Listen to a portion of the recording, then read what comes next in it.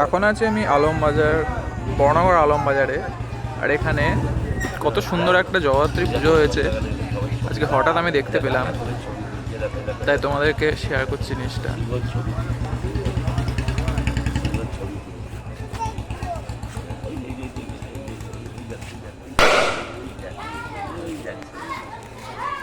এখানে গঙ্গার ঘাটেই হয়েছে পুজোটা, মন্দিরটা আছে।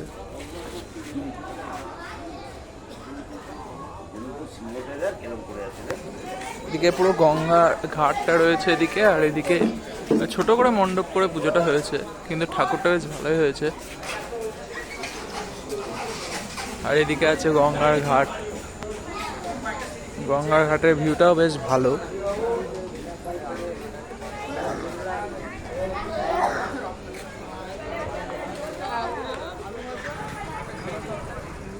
এখানে সব সব গরুগুলো বসে আছে।